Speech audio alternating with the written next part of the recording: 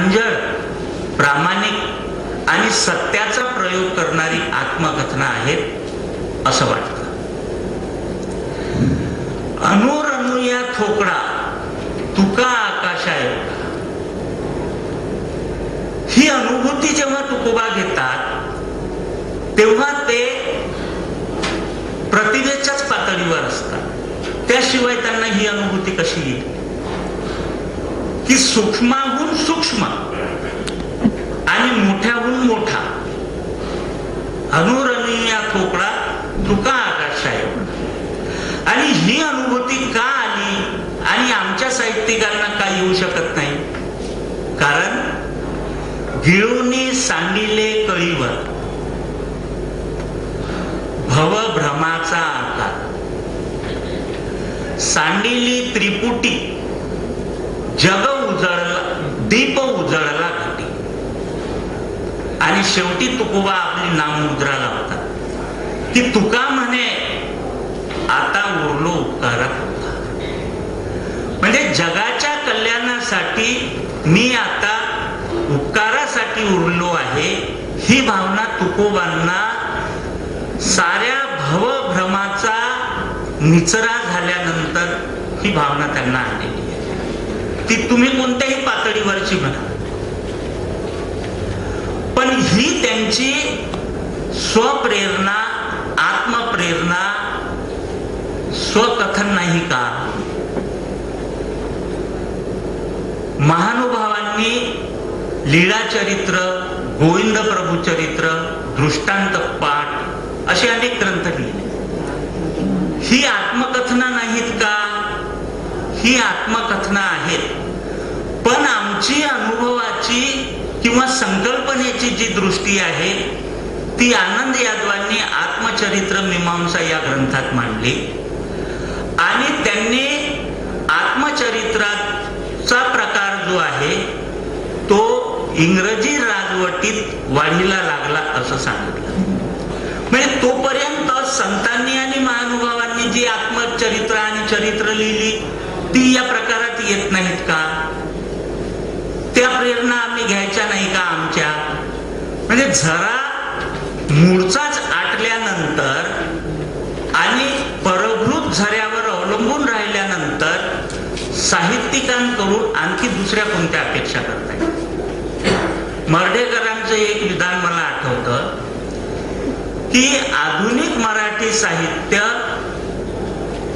परभृत आहे, परंतु ते पुरेसं परभृतही नाही. याच्या विश्लेषणात मी जाणार. स्वतः मर्ढेकरांनी ओवी अभंगामध्ये देशीय प्रेरणांचं काव्य निर्माण केलं. त्या मर्ढेकरांनी टाय सुटा बुटामध्ये हे विधान केलेलं. आत्मा देशी आहे, आपल्या मूळच्या झऱ्यातून आलेला, शुद्ध बीजापोटी फळे रसाळ गोंदी तेव्हाच मिळतील. हे जे संचित आमच्या परंपरेतून, आमच्या मराठी साहित्यातून, माझा मराठीचा बोलू परी अमृता तेही पैजा जिंके, हे जे ज्ञानोबांनी सांगितलं की अमृताशी पैजा जिंकणारी ही मराठी भाषा आहे, हे आम्ही आधुनिक विसरलो. ॲटोबायोग्राफी आणि बायोग्राफी याचा अनुवाद करून आम्ही चरित्र, आत्मचरित्र ह्या दोन संकल्पना मांडल्या. आणि आनंद यादवांनी या ग्रंथामध्ये सांगितलं की पाश्चात्यांची आत्मचरित्रे भौतिक पातळीवरची आहेत आणि भारतीयांची आत्मचरित्रे कौटुंबिक पातळीवरची. शिक्का मारून दिला. मग आम्ही त्याच दृष्टीनं पाहणार.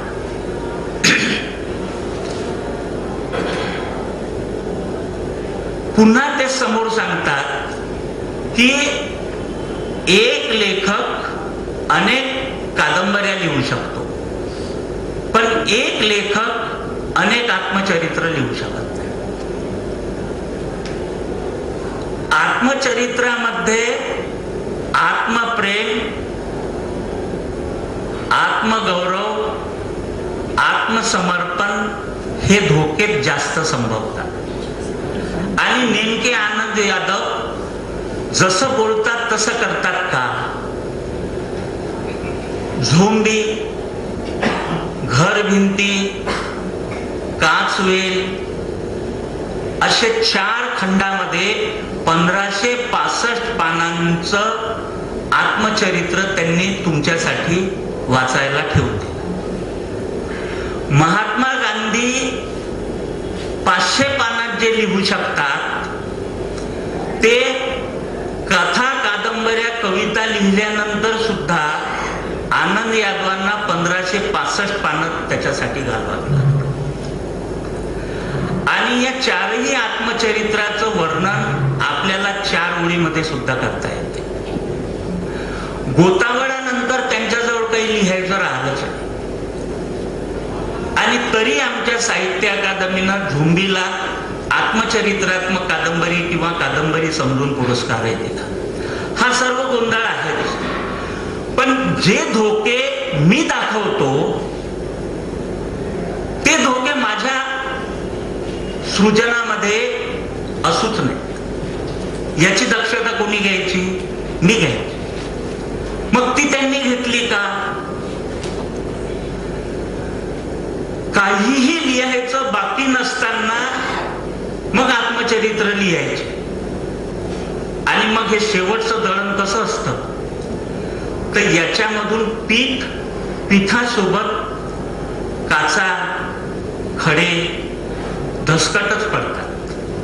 आणि हे असं दळण आमच्या नशिबी येत. अशी स्थिती मराठी साहित्यिकांच्या आत्मचरित्राच्या बाबतीत झालेली आहे, असा माझा निष्कर्ष आहे. आत्मचरित्र कोणतं? तर आमच्या तुकोबांनी सांगितलं, सत्यासाठी माझी शब्द विवंचना, नभे मी विठ्ठलाकडे काळाची. हे आपल्या संस्कृतीनं दिलेले आत्मचरित्राचे तत्व आहेत. मी तुम्हाला सांगतो, नाही आले अनुभवा कैसे नाचू मी देवा, हा प्रश्न ते विठ्ठलाला विचारतात. जेव्हा त्यांना कळतं की विठ्ठल हे निराकार परब्रह्म आहे, तो संतांसोबत खेळला असेल, बागडला असेल, जेवण खावण केलं असेल, संतांना अंगा खांद्यावर खेळवलं असेल, पण हे सगुण रूप निराकार रूप आहे. आणि ह्या आमच्या संतांच्या आत्मक्रीडा होत्या. हे जेव्हा त्यांना कळतं तेव्हा त्यांना साक्षात्कार होतो, वृक्षवल्ली आम्हा सोयरे वनचरे, पक्षी ही सुस्वरे आरवी, आकाश मंडप पृथ्वी आसन, रमे तेथे मन क्रीडा. तुका म्हणे होय मनाशी संवाद, आपुलाची वादा. असं आमचे साहित्यिक करतात काय, हा माझ्या समोर प्रश्न आहे. सत्य सुद्धा विठ्ठलच आहे. सत्य तू, सत्य तू, सत्य तू विठ्ठला. आणि पुन्हा त्याला प्रश्न विचारतात की कागा दाविला हा जगताकार, ते कशासाठी तुम्हाला दाखव. आणि ही त्यांची आत्मचरित्र नाही आहेत का? गुरुदेव रानड्यांनी म्हटलाय, तुम्हाला आम्हाला वाटो की न वाटो, पण तुकोबांची अभंग गाथा ही त्यांच्या आत्म्याची रोजनिशी आहे. मग तिला आम्ही ऑटोबायोग्राफीच्याच परभृत संकल्पनेत तोलणार काय, हे प्रश्न आहे. सत्य तू, सत्य तू, सत्य तू विठ्ठला, कागा दाविला हा जगतागा. कसा जगदाकार मला दिसला. तुकोबा म्हणतात, माता मेली मज देखता, हरली संसाराची चिंता. पोर मेले बरे झाले, देवे माया विरहित केले.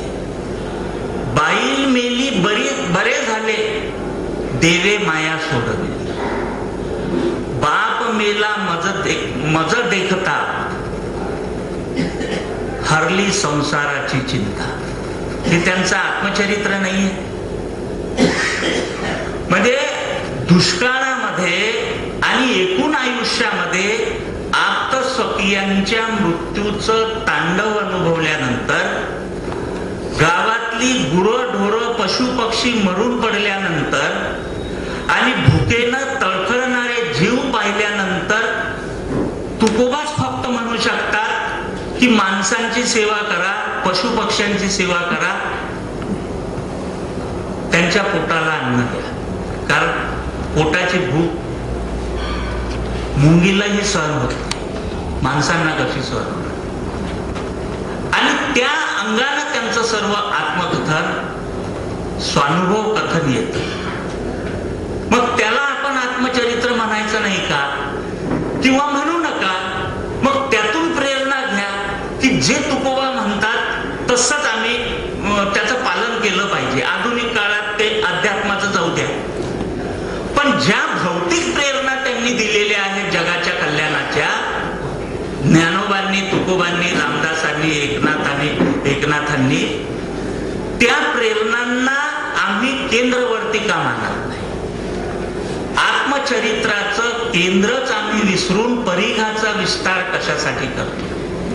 आणि रूपबंधाची जी आपण चर्चा करतो त्यामध्ये हे येतच नाही, हे दिसतच नाही. आत्मचरित्राचा रूपबंध वेगवेगळ्या पद्धतीनं संतांनी, महानुभावांनी जसा आविष्कृत केलेला आहे, त्यामधून प्रतिभेच्या सृजनामध्ये परिवर्तनाची आस आहे, परिवर्तनाच्या प्रेरणा प्रबळ आहे. तशा प्रेरणा आमच्या साहित्यिकांच्या आत्मचरित्रांनी समाजाला का दिल्या? हा माझा प्रश्न आहे. असे अनेक प्रश्न माझ्या मनात निर्माण झालेले आहेत. त्या प्रश्नांची उत्तरं मला तुमच्याकडून पाहिजे नाही. ती उत्तरं मला शोधायची आणि ती शोधाची प्रक्रिया ही माझी सुरू राहणार. मला असं वाटते की डॉक्टर साहेब एवढं विवेचन ठेवू ना, तर एवढं विवेचन जे आहे ते पुरे झालं. मी प्राध्यापक माणूस आहे, रिटायर्ड आहे, त्याच्यामुळे मला असं वाटते माधवीताई एक पिरियड झाला का?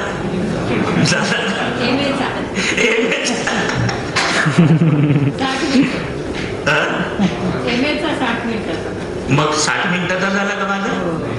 मग मला असं वाटते की माझी मर्यादा आहे. खूप बोलता येईल, कारण हा न संपणारा विषय आहे.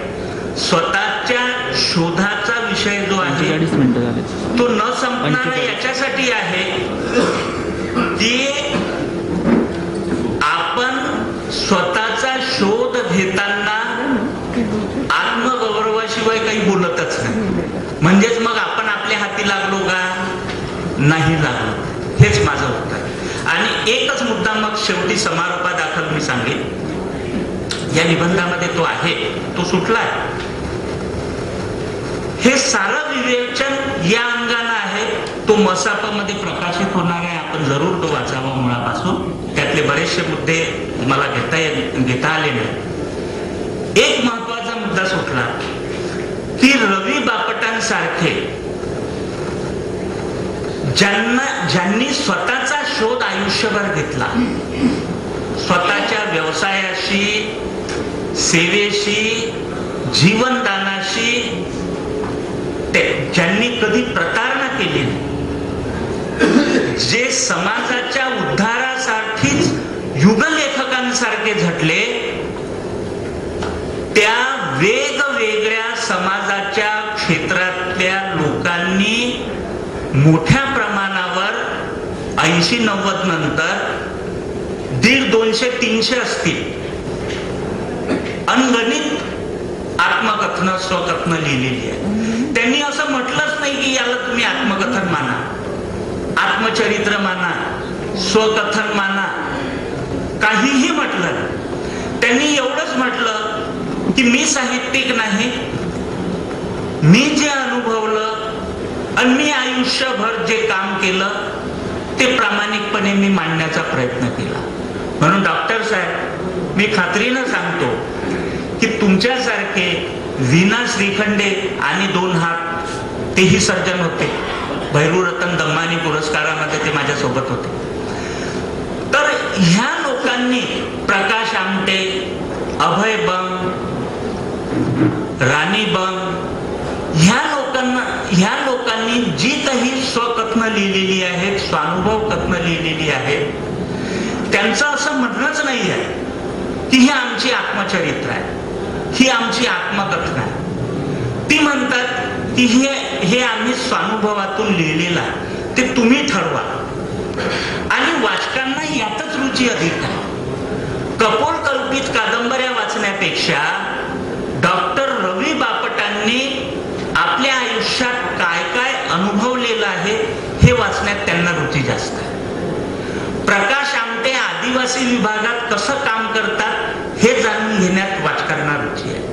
कृषी असो, आदिवासी क्षेत्र असो, आर्थिक क्षेत्र असो, आरोग्याचं क्षेत्र असो, समाजाच्या वेगवेगळ्या शाखा उपशाखांमध्ये ज्या ज्या लोकांनी प्रामाणिकपणे लिहिलेलं आहे ते प्रामाणिकपणे मान्य करून वाचकांनी वाचण्याचा सपाटा लावला.